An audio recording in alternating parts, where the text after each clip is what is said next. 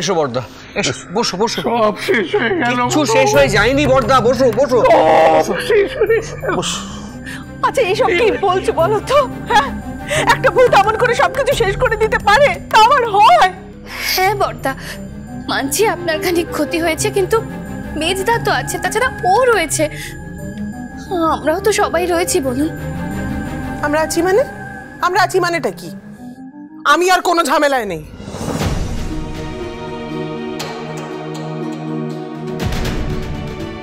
কদিন ধরে এই বাড়িতে বিভিন্ন রকমের ঝামেলা চলছে। আমাদের কোনো বিপদ থাকুক না থাকুক আমরা তার মধ্যে জড়িয়ে যাচ্ছি। না না, তোমরা আমাকে সবাই খারাপ ভাবতেই পারো, কিন্তু আমার একটা কথা স্পষ্ট করে জানানোর এবার প্রয়োজন আছে। অন্যের ঝামেলায় আমি আর নেই।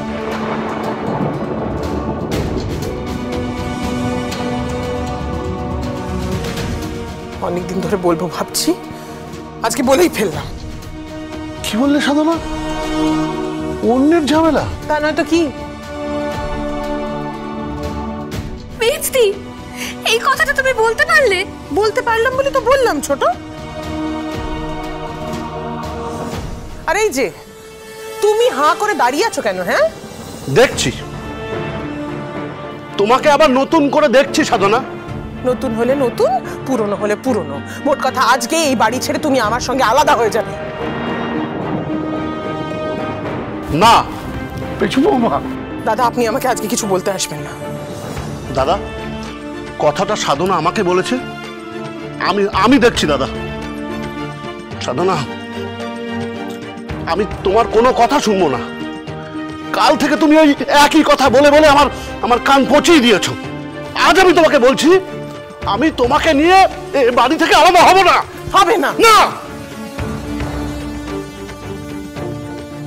ও মেজো, মেজো কি বলছিস এসব? কার থেকে তুই আলাদা হবি? আর আলাদা হয়ে কোথায় যাবি? কেন এসব বলছিস মেজো তুই? কেন দিদি আজকে হঠাৎ করে দরদ এত উঠে উঠেছে কেন আমাকে নিয়ে? আমি যেখানে ইচ্ছে যাই দিদি, তোমাকে ভাবতে হবে না। চিরকাল এই বাড়িতে তুমি আমাকে সেকেন্ড ক্লাস সিটিজেন করে রেখে দিয়েছো। না দিদি, আজকে একদম না, মাথা ঘামাবে না। আমি যেখানে ইচ্ছে যাই। তুমি এসব কি কথা বলছো? সেকেন্ড ক্লাস সিটিজেন তোমাকে কে ভেবেছে? তুমি এই কথাগুলো কেন ভাবছো মেজে বৌদি? শাক দিয়ে আর মাছ ডেকো না ছোট্টা কুটু। আমি ছেলের জন্ম দিতে পারিনি বলে তোমরা যে সবাই আমাকে সারা জীবন বেকা চোখে দেখেছো সে কি আমি জানি না?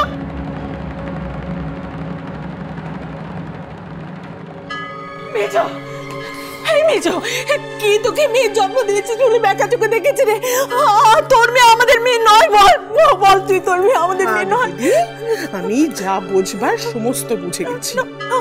আচ্ছা বেশ, আমি মেনে নিচ্ছি যে আমাকে কেউ কোনোদিন কিচ্ছু বলেনি মেয়ে নিয়ে, কিন্তু এই ভূতের উৎপাত এটা আমি অকারণে কেন সহ্য করবো বলি?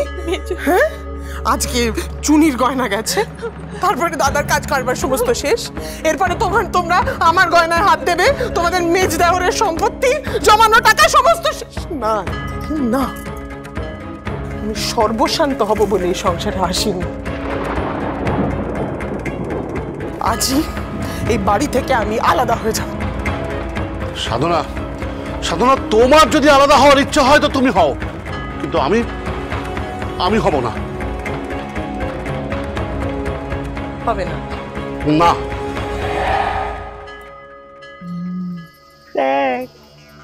শুরু হইলো।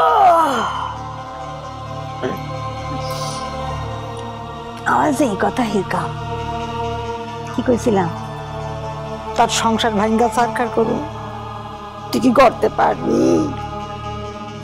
পারতাছস না তো, ওর সংসার তো ভাঙ্গা সরকার হইতেছে।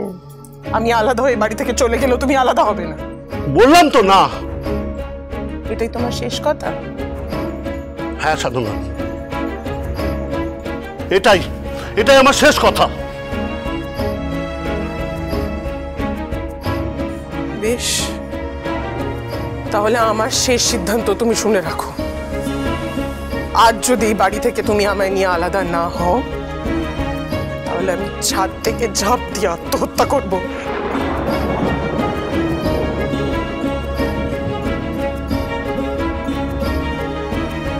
মেজে বৌদি,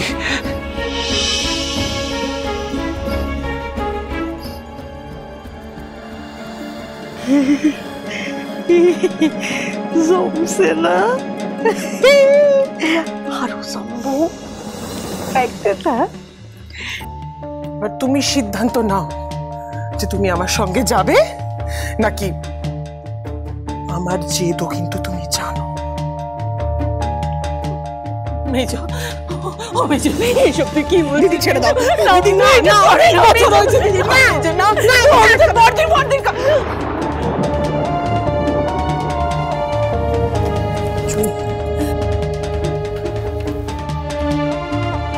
কি হয়েছে?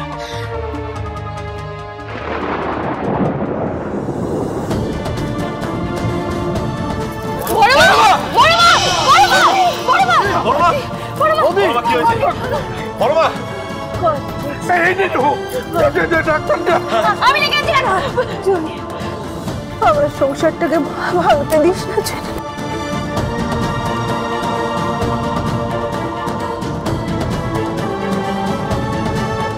আমার সংসারটাকে ভাঙতে দিস না বাবা।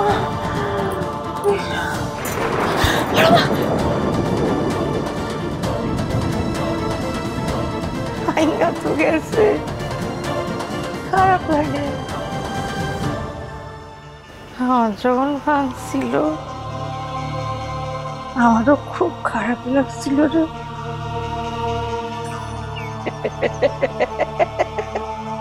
দেখ কেমন লাগে। ও বড় মা, নীরু, নীরু তাড়াতাড়ি অ্যাম্বুলেন্স ডাক। বৌদি,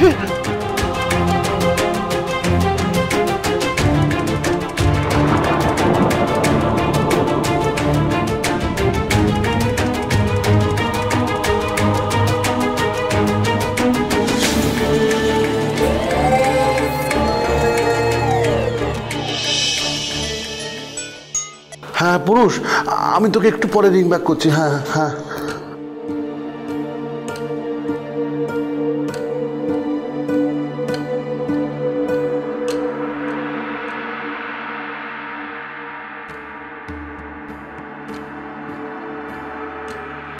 দাদা তুমি বসো তো, করছো আরে জানাবে। টেনশন করবেন না, অপারেশন হয়ে গেলে ঠিক জানাবে।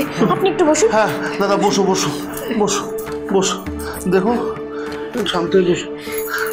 দেখো বৌদি কিচ্ছু হবে না, ঠিক হয়ে যাবে সব।